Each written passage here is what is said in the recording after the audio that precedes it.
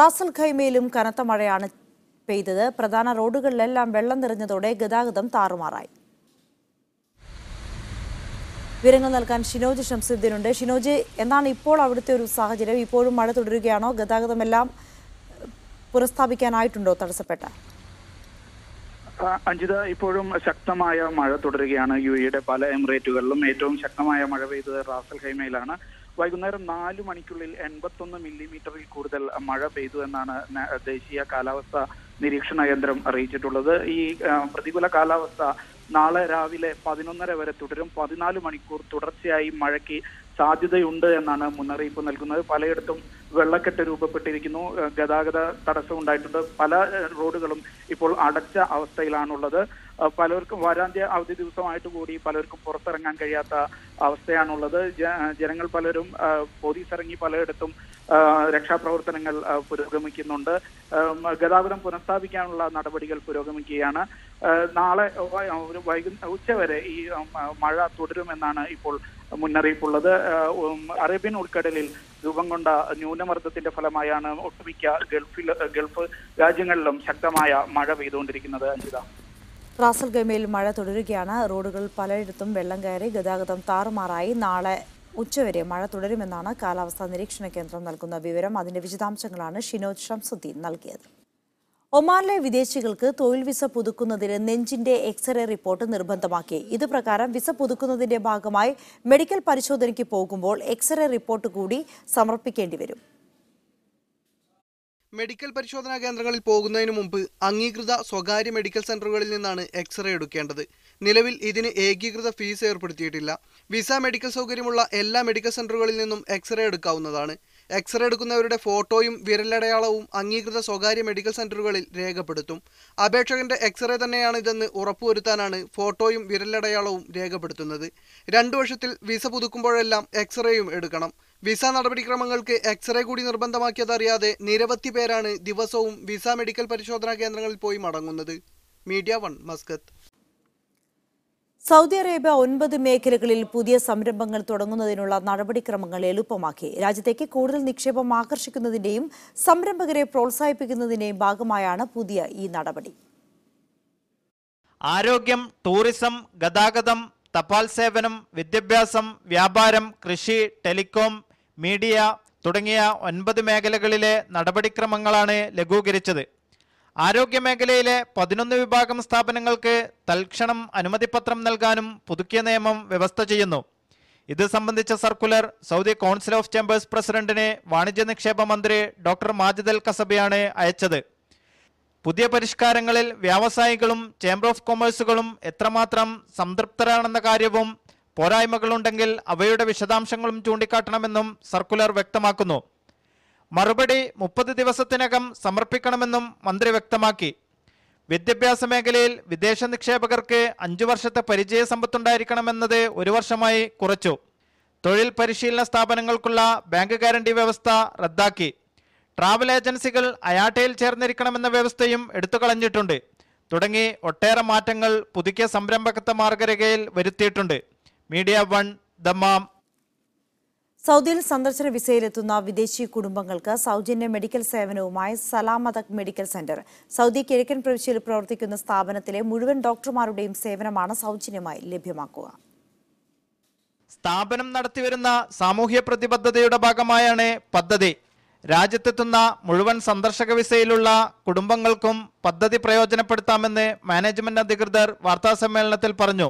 Registration process ഉണ്ട്. ആ registration process കഴിഞ്ഞാൽ അവർക്കൊരു VTM കാർഡ് എന്ന് പറഞ്ഞിട്ടൊരു കാർഡ് അവർക്ക് ഞങ്ങൾ കൊടുക്കുന്നതാണ്. ആ കാർഡ് വെച്ചിട്ട്, അതായത് അവരുടെ വിസയുടെ കാലാവധി തീരുന്നത് വരെയുള്ള ഒരു സമയം വരെ അവർക്ക് ഞങ്ങളുടെ ഹോസ്പിറ്റലിലുള്ള ഏത് ഡോക്ടേഴ്സിനെയും 24 മണിക്കൂറും എത്ര തവണ വേണമെങ്കിലും കാണാവുന്ന ഒരു സൗകര്യം ഞങ്ങൾ ഒരുക്കി കൊടുക്കുകയാണ്. ഇത് തികച്ചും സൗജന്യമാണ്. സ്ഥാപനവുമായി ബന്ധപ്പെട്ട് രജിസ്റ്റർ ചെയ്യുന്ന സന്ദർശക വിസയിലുള്ള കുടുംബങ്ങൾക്ക് മാത്രമായിരിക്കും പദ്ധതിയുടെ പ്രയോജനം ലഭ്യമാകുക.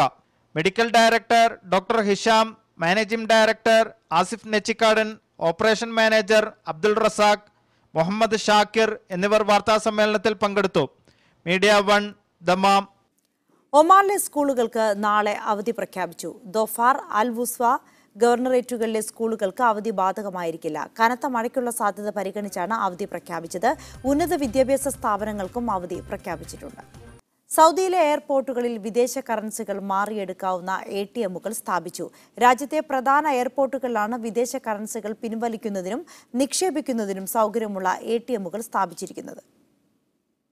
രാജ്യത്തെ പ്രധാന ബാങ്കായ അൽറാജിയാണ് അത്യാധുനിക സൗകര്യങ്ങളടങ്ങിയ പുതിയ ATMകൾ വിമാനത്താവളങ്ങളിൽ സ്ഥാപിച്ചത്. റിയാദ്, ജിദ്ദ, ദമാം, മദീന വിമാനത്താവളങ്ങളിലാണ് സൗദി വിദേശ കറൻസികൾ പിൻവലിക്കാവുന്ന ATMകൾ നിലവിൽ വന്നത്. പുതിയ ATMകളിൽ 6 കറൻസികൾ പിൻവലിക്കുന്നതിനും 8 കറൻസികൾ നിക്ഷേപിക്കുന്നതിനുമുള്ള സൗകര്യമുണ്ട്. നവീന സൗകര്യങ്ങളോടുകൂടിയ ATM കാർഡ് ഉപയോഗിച്ചും വിരലടയാളം ഉപയോഗിച്ചും പ്രവർത്തിപ്പിക്കാൻ സാധിക്കും. ഇത് ട്രാൻസിറ്റ് യാത്രക്കാർക്കും ബാങ്ക് അക്കൗണ്ട് ഇല്ലാത്തവർക്കും ഉപകാരപ്രദമാകും. സന്ദർശകർക്ക് തങ്ങളുടെ കയ്യിലുള്ള കറൻസി നിക്ഷേപിച്ച് പകരം ആവശ്യമായ കറൻസി മാറ്റിയെടുക്കാനുള്ള സൗകര്യവും ATMലുണ്ട്. ഇത് മണി എക്സ്ചേഞ്ചുകൾക്ക് മുന്നിൽ വരി നിൽക്കുന്ന സാഹചര്യവും ഇല്ലാതാക്കും. Media 1 Dammam. പ്രവാസ ലോകത്ത് വിഷു വിപണി സജീവം. പച്ചക്കറികൾ ഉൾപ്പെടെ വിഷു വിഭവങ്ങൾക്ക് ആവശ്യക്കാരും ഏറെയാണ്. അബുദാബി, അൽ വഹദ ഉൾപ്പെടെ UAEയിലെ വിവിധ ലുലു മാളുകളിൽ ടൺ കണക്കിന് പച്ചക്കറി ഉൽപ്പന്നങ്ങളാണ് കേരളത്തിൽ നിന്നും കൊണ്ടുവന്നിരിക്കുന്നത്. വിഷു സദ്യ ഓഫറുകളുമായി 100 കണക്കിന് റെസ്റ്റോറന്റുകളും രംഗത്തുണ്ട്. ദുബായ് കിസൈസിലെ ലല്ലുമാസ് റെസ്റ്റോറന്റിൽ വിപുലമായ പാർട്ടി ഹാൾ ഉദ്ഘാടനം ചെയ്തു. മലബാറിലെ തനത് രുചിക്കൂട്ടുകൾ ഉപയോഗിച്ച് കലർപ്പില്ലാത്ത ഭക്ഷണം വിളമ്പുകയാണ് ലല്ലുമാസിന്റെ ലക്ഷ്യമെന്ന് നടത്തിപ്പുകാർ അറിയിച്ചു. 2018 കിസൈസ് ഗ്രാൻഡ് സർവീസ് സെന്ററിന് സമീപം റെസ്റ്റോറന്റ് പ്രവർത്തനം ആരംഭിച്ചത്. ഇതിന് ലഭിച്ച സ്വീകാര്യതയിൽ പ്രചോദിതമായാണ് 100 പേർക്ക് ഇരിക്കാവുന്ന പാർട്ടി ഹാളുമായി സ്ഥാപനം വിപുലീകരിച്ചിരിക്കുന്നത്. രാവത്തെ ലല്ലുമാസ് എന്ന് പറഞ്ഞിട്ടുള്ള ഒരു ഹാള് നമ്മൾ ഇനോഗ്രേറ്റ് ചെയ്യണമെന്ന്. അതിൻ്റെ കൂടെ തന്നെ നമ്മൾ 3 ഐറ്റം നമ്മളത് ഇൻട്രൊഡ്യൂസ് ചെയ്യുന്നുണ്ട്. അതൊന്ന് കപ്പ കപ്സ്, അത് കൃത്രിമ മസാലകൾ, നിറങ്ങൾ, അജിനോമോട്ടോ എന്നിവ തരിമ്പ് പോലും ചേർക്കാതെ സുരക്ഷിതമായ ഭക്ഷണമാണ് വിളമ്പുകയെന്ന് നടത്തിപ്പുകാരായ ഫാത്തിമ, ലല്ലുമ, അനീസ് ഫരീദ് എന്നിവർ വാർത്താസമ്മേളനത്തിൽ വ്യക്തമാക്കി. വാരാന്ത്യ അവധി ദിനങ്ങളിൽ നിരവധി പുതിയ വിഭവങ്ങളും അവതരിപ്പിക്കുന്നതായി ബന്ധപ്പെട്ടവർ അറിയിച്ചു. Media 1 Dubai. വാശിയേറിയ മത്സരം നടക്കുന്ന കോഴിക്കോട് ഇരു മുന്നണികൾക്കും വേണ്ടി പ്രവാസ ലോകത്തും ശക്തമായ പ്രചാരണങ്ങളാണ് നടക്കുന്നത്. MK രാഘവനും പ്രദീപ് കുമാറിനും അനുകൂലമായി വാദിക്കാൻ നിരവധി പേരുണ്ട് പ്രവാസ ലോകത്ത്. അജ്മാനിൽ നിന്നും മണ്ഡലത്തിലെ ജയസാധ്യതകൾ വിലയിരുത്തി MC നാസർ തയ്യാറാക്കിയ റിപ്പോർട്ടിലേക്ക്. നമസ്കാരം. അക്കരെ നിന്നൊരു വോട്ട് തുടരുകയാണ്.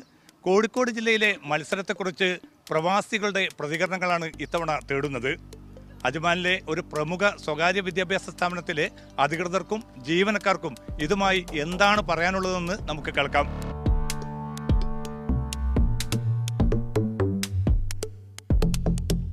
ഇപ്പോൾ ഈ അടുത്തായിട്ട് ചെറിയൊരു കോൺട്രവേഴ്സി നമ്മുടെ MPക്കെതിരെ ഉണ്ടായിട്ടുണ്ട്.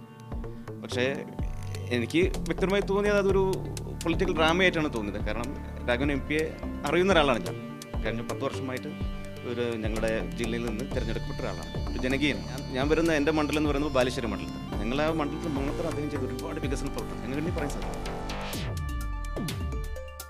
മുന്നേ പ്രൊഡിക്റ്റ് ചെയ്തിരുന്നത് എന്താ പറയുക, എല്ലാവർക്കും പ്രതീക്ഷ ഉണ്ടായിരുന്നത് രാഘവൻ സാറിനായിരുന്നു. പക്ഷേ ഇപ്പോഴാണ് ഈ അപ്രതീക്ഷിതമായിട്ടുള്ള ഒരു എന്താ പറയുക ഒരു വീഡിയോ വരുന്നതും അതിനെക്കുറിച്ച് എന്താ പറയുക ഭയങ്കരമായിട്ടുള്ളൊരു, എനിക്ക് തോന്നുന്നു അത് മോക്കപ്പാവാൻ ചാൻസ് ഉണ്ട്. കാരണം അറിയില്ല, ഒരു പൊളിറ്റിക്കൽ ഡ്രാമയാണെന്ന്.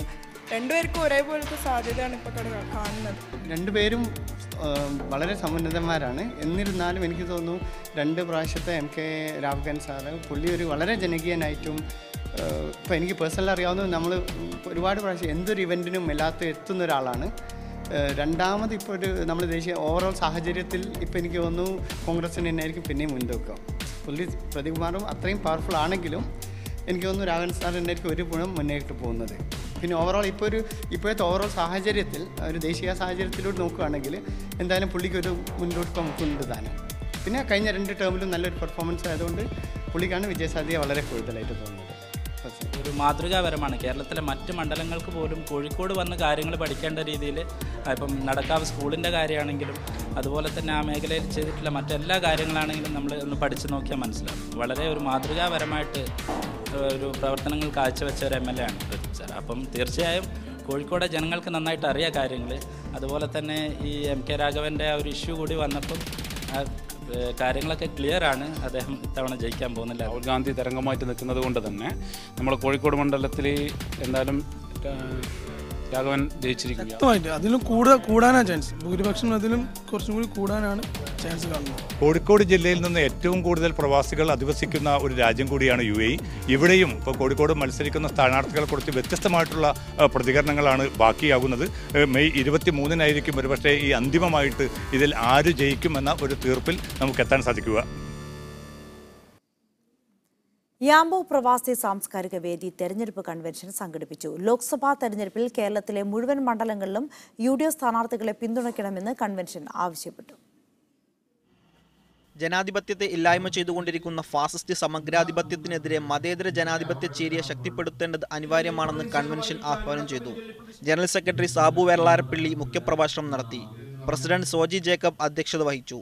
OICC പ്രതിനിധി ശങ്കർ ഇളങ്കൂർ, KMCC പ്രതിനിധി നാസർ നടുവിൽ, അസ്കർ വണ്ടൂർ എന്നിവർ സംസാരിച്ചു. അഡ്വക്കേറ്റ് ജോസഫ് അരിമ്പൂർ ഫാസിസ്റ്റ് വിരുദ്ധ കവിത ആലപിച്ചു. നിയാസ് യൂസഫ് നേതൃത്വം നൽകിയ കലാസന്ധ്യ പരിപാടിക്ക് മാറ്റുകൂട്ടി. വഹീദ് നിലമേൽ, ജാബിർ വാണിയമ്പലം എന്നിവർ നേതൃത്വം നൽകി. Media 1 Yanbu.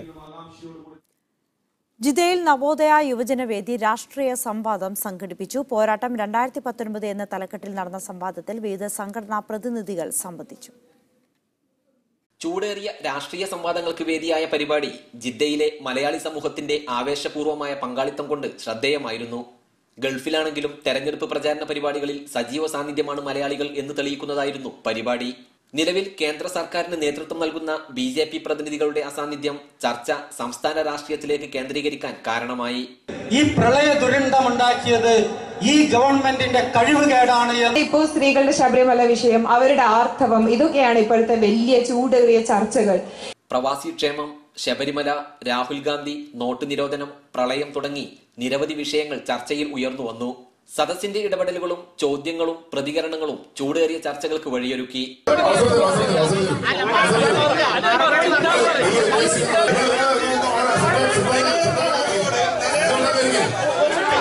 Navodaya, KMCC, OICC, new age, IMCC, വനിതാവേദി തുടങ്ങിയ സംഘടനകളെ കൂടാതെ മാധ്യമപ്രതിനിധിയും ചർച്ചയിൽ പങ്കെടുത്തു.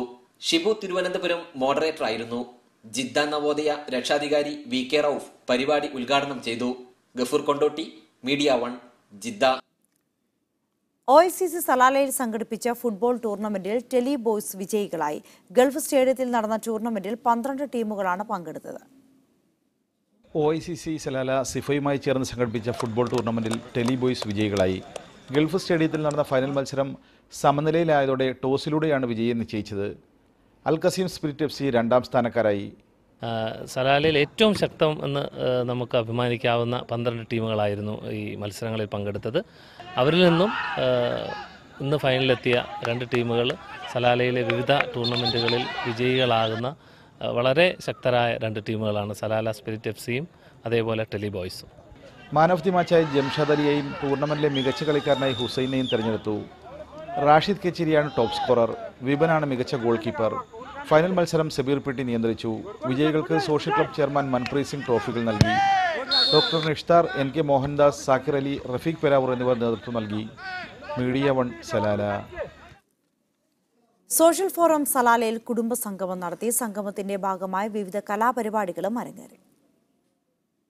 മധുരമീ ജീവിതം എന്ന തലക്കെട്ടിൽ ദാരീസിലെ റെസ്റ്റ് ഹൗസിലാണ് പരിപാടി നടന്നത്. സംതൃപ്ത ജീവിതം എന്ന വിഷയത്തിൽ തൻവീർ തലശ്ശേരി, യൂസുഫ് ദഹബി എന്നിവർ സംസാരിച്ചു. മെഹന്തി ഫെസ്റ്റ്, വീഡിയോ പ്രദർശനം, ഒപ്പന, ദഫ്മുട്ട്, അറബിക് ഡാൻസ്, വടംവലി എന്നിവയും നടന്നു. തിരക്കുകൾക്കും ടെൻഷനുകൾക്കൊക്കെ ഇടയിൽ ജീവിക്കുന്ന പ്രവാസികൾ, പ്രത്യേകിച്ച് കുടുംബങ്ങൾ, അവർക്ക് നല്ല രീതിയിൽ എൻജോയ് ചെയ്യാൻ വേണ്ടി നമ്മൾ തോട്ടത്തിൽ വളരെ വിശാലമായ സൗകര്യങ്ങളോടുകൂടി 300 ഫാമിലികൾ പങ്കെടുക്കുന്ന ഒരു വലിയ പ്രോഗ്രാമാണ് ഇവിടെ സംഘടിപ്പിച്ചിരിക്കുന്നത്. മെഹന്തി ഫെസ്റ്റിൽ വിജയികളവർക്ക് അഫീഫ നിസാം, സൈഫുന്നിസ ജാഫർ എന്നിവർ സമ്മാനങ്ങൾ വിതരണം ചെയ്തു. നൌഷാദ് ചേലക്കര സ്വാഗതവും അൽതാഫ് നന്ദിയും പറഞ്ഞു. ആക്ടിംഗ് പ്രസിഡന്റ് ജാഫർ, നിസാം, അനീഷ്, അബ്ദുൽ ലത്തീഫ് എന്നിവർ നേതൃത്വം നൽകി. Media 1 Salalah. Mammootty fans association സലാലയിൽ മധുരരാജ ഫാൻസ് ഷോ സംഘടിപ്പിച്ചു. കാരിഫോറിലെ വോക്ക് സിനിമാ തിയേറ്ററിലായിരുന്നു ഷോ. അസോസിയേഷൻ പ്രസിഡന്റ് ഷമീർ ഉദ്ഘാടനം ചെയ്തു.